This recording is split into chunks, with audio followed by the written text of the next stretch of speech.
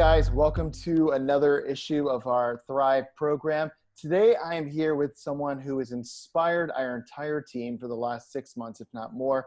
I'm here with Mario Moore, who is an artist that we first became aware of through a Washington Post article, I believe in late January, and he has been doing some amazing things through a fellowship that he had at Princeton University. Also, Mario, you were just announced as being an honorary member of the class of 2020, I believe, in the last week. Yes. Awesome. Well, welcome to this Thrive program. You are here to actually speak to some amazing things that you did during your time at Princeton. Before we get into that, if you don't mind, if you could just introduce yourself and tell us a little bit about what you do for a living, what inspires you, and what the last year has been like for you. So my name is Mario Moore. I'm originally from Detroit. I went to grad school in Connecticut, then I moved to New York, was living in New York for about 6 years. And as an artist, I think the most inspiring thing and the biggest thing that I want from my work to portray and accomplish is that it allows viewers into a space that they may feel like they're familiar with, but until they're actually standing in front of the work, seeing the piece, hopefully they see something different outside of their spectrum or outside of their purview or outside of their familiarity. So that to me is the biggest thing. And I think some of the greatest art has sparked or inspired some kind of change. I know that's a high reaching goal, but sometimes you have to aim that way, right? But yeah, art has always been a part of my life. My mother's an artist. One of my mentors is one of her friends. So it's always been involved in every aspect and frame of what I am and who I am. Awesome. And I want to kind of backtrack a little bit about how we came aware of your story. So last year, you were a Hodder Fellow at Princeton, correct? And you're walking around this beautiful campus, one of the most beautiful campuses in the country. And what is it that you kind of noticed right away? Well, so I think, the thing about Princeton is like many other Ivy League schools, because I went to Yale for grad school, is that it's almost an expectation that as you walk around the campus and you go inside the corridors and you walk around different halls and great halls, the paintings that you're going to see are most definitely going to be majority white men. Some previous presidents, some congressmen, but very staunchy kind of portraits. And the thing about the project that I did here, I actually had to plan because for the Hodder Fellowship, you have to present an idea first before you are allowed to receive anything. So my idea was it had to be pretty open-ended, but I knew that I wanted to focus on Black men and women. At first, it was specifically Black men who have blue-collar jobs who work in and around campus. And I really didn't have to walk around the campus at all to know what was already here. So I think that to me, it was more important to actually just introduce myself and talk to people and meet with people because their stories are really important. Yeah, they really are. And I mean, what was it like walking up to these, modern day heroes? And I remember reading in the Washington Post article about kind of the reactions from a lot of these people when you told them what it is that you were doing, as you were going up to them and you were kind of telling them and asking them if they wanted to participate in the project, what kind of reactions were you getting from them? Well, first it was wild because I've never really done anything like this before. Usually, for most of my artwork, it's people that I know, usually talking about myself or people that are close to me. So this is totally outside of my spectrum of anything. So I was definitely nervous. So I had to come up with different ideas of how to just talk to random people first and foremost. But once I really told them about what I was trying to do, I wanted to make sure the most important thing for me was that I didn't want to come to them as a stranger and demand something because I feel like that's not genuine. And I feel like for me, if I was on the receiving end of that, it would feel off-putting to me. So what I did instead was just, spark up a conversation and then ask if they had time for us to talk, just, spend some time together and talk about the idea before we went any further. And that way, they can learn about me, and I can learn about them. And it wasn't just me, hey, what's your life like? How's this been? No, it's been like, oh, I've been through this. I've been through that. I'm from here. This is what I've been through. So it was a really genuine exchange. And, after getting over those nerves, a lot of them were really surprised. And a lot of them were really interested. But it was also some individuals who had no idea what I was doing, no clue at all. And for them, they, which was understandable, they wanted to know more. They, they were like, well, who is this stranger, coming up to me talking about some art? What? I don't know anything about that, So, but eventually, everybody, for the most part, had become friends of mine now. I have all their phone numbers. We text each other. We talk. We've been talking about what's going on in the world today. So yeah, it's been really good. I think it's pretty amazing that you were able to kind of start with the storytelling, right? Like you got their story and then it naturally kind of transitioned into the work that I guess you made their story come to life. Mm-hmm. I love that. Once they got into the gallery and your show opened, I know that many of them got to come. And what was it like for them to kind of see this portrait of them, and what was their perception? I mean, I could only imagine how they felt. Yeah. So, before the actual opening, which was at the Lewis Art Center, the Princeton Lewis Art Center, which is a arts department in itself. It has music, dance, visual arts, and all kind of in one building. And before the show opened, a lot of them saw the work in progress, and then some of them saw it in my studio right when I finished. Okay. I remember one occasion when I was talking to Valeria and Howard. They came by, they both work in dining, and they're in the painting Several Lifetimes. So when they came to see the painting, they both kind of came into the studio, had their mouths wide open, were in shock and were just amazed. And Valeria said to me, you have over 80 years in that painting. And I didn't think about time in that way until she said that, because Valeria has worked at Princeton the longest out of anybody I painted. So she's worked at Princeton for over 40 years. Wow. In dining services.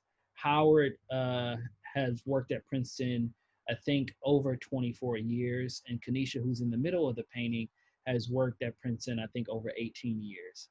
So, and just thinking about time in that way, it was really amazing, because they really kind of, committed their lives to basically service, to help people. But it's also at the same time that they're providing for their families, paying bills and things like that. But the opening itself, I think it went really well. I met everybody's family member, kids, aunts, uncles, all of that. But one thing that stood out to me was watching someone I painted. His name is Jalen, who worked at a restaurant in the neighborhood of Princeton. So I also wanted to get something outside of the university. And he stood in front of his painting the entire exhibition. And he just, he kept thanking me, and he was really amazed. And he said he never could imagine that he can see himself in that way or in a painting. And that just, really, really stood out. Yeah, that's super impactful. I mean, let's think about the last few months during COVID-19. And I was really thinking back to your work because we became aware of it before the whole world kind of fell apart. And I think what's so interesting is, these essential workers, many of them that you painted, they've kind of become our new heroes, along with everyone that works in the medical profession. And, they've obviously single-handedly kept our society going during this really difficult time. I just was wondering, has the last few months with both COVID-19 and also everything that we've been dealing with all the social, unrest and police brutality, has it kind of helped you look at your work in a different way at all? Yeah, I think, it has, but at the same time, it hasn't, because One, as you know, I went to a majority white institution called the College of Creative Studies in Detroit. So it's an art and design school. And Detroit is a real black city. I think the population wise versus the other populations, I think it's 80% black, something like that. So I'm in this majority white institution, great school, amazing program, but the majority of the black people that I see are dining, janitors, and those are the people that almost become part of my family. Same thing when I step into an art museum. I know most of the security guards, majority black. Those are the people that I can communicate with and joke with. I remember going to, maybe I'll be short on some cash or something for lunch, and go to the dining lady, and she'll hook me up, give me a free meal. So for me, it was an understanding of how important these people are without COVID being present. Um, and that was also made apparent to me by the Princeton students, because at the same time I was going and reaching out and connecting with people on my own, students were actually recommending people. And some of the people they recommended were Howard and Valeria. And they were like, Howard, his nickname on campus is called the Omelet Man. He makes the best omelets. Everybody knows Howard. So these are really important people to the students outside of, the time they spend with somebody like me, a faculty member or a professor. The majority of their time is spent in a dining hall, getting coffee, reading, going to grab some more coffee, going back and reading. These are the people that they can, talk to about things that might be happening at home. There's a lot of kind of hidden stories that kind of need to be acknowledged and come out. So I think what COVID has shown us is what a lot of students across America already know, is how important these people are to their lives and also just society as a whole. I mean, just think about just a janitor. Like, we would be in a terrible place if we did not have janitors across the US. Literally, we would really be in a very terrible place. So, those things were the things that I was thinking about when I was putting this plan in process. And it just so happened that the world is able to see it now because of COVID. I think that's really well said. For you, you've always been in the thick of it. You've understood their worth, obviously, and maybe during this time, we hope that the rest of society overwhelmingly will also now appreciate all their contributions that they make as well. That's really well said. So you know that you kind of confirmed this cultural sentiment of ours for the season called Amend, which is really talking a lot about what legacy means in the 21st century. As you said at the beginning, you grew up in Detroit with a mom who was an art teacher. I believe your father was a security guard, yes? Mm-hmm. What legacy did they, or are they leaving you with as you kind of went out into the world? And then I kind of wanted to know what you hope that the legacy that you're leaving through your work. Well, so the legacy that my mom is still leaving upon me is to be creative every day. And she truly means that, like, really be creative every day, because that's something that she does. She's also an artist, and she's also just a really inspiring person. While at CCS, she's a admissions counselor there at the College of Creative Studies, and if I meet somebody, let's say in Miami or in New York or even in Virginia, admissions counselors go all across the U.S. and they recruit high school students to go to their schools. And they just so happen to go to CCS or went to some art school. They know my mom. Mm-hmm. And they talk about, oh man, your mom, I didn't have a place to stay when I first moved to CCS. I was able to stay there for a week. So she's just a really loving and giving kind of person. So that's a legacy that she's giving to me. My dad is extremely hardworking. I can say within my life that if he's lost a job, he'll probably be able to get another job in a week. It's like he's a hustler. He's a hustler. And one thing that he told me that I carry with me. And he made me believe it because he truly believed it. He would say, you can be whatever you want to be when you grow up. And he would say it in a way that he really believed it, which made me believe that that was a possibility. Wow. So those are things that I carry with me as a legacy from my parents, for sure. That's amazing. And so what do you hope that your work says about you years after we're all gone? What do you hope that your legacy is? Well, I would hope that my work can be seen in a historical sense, part of the art historical canon or the art canon.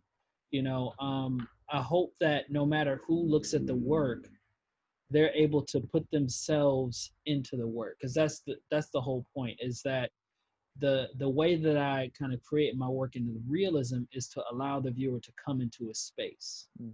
And it's my hope that I can be inspiring to young artists, but also I could spark something in your mind to think in a different way, or even just question something, right? Because I think great art is really asking a question, and the audience or the viewer answers that question.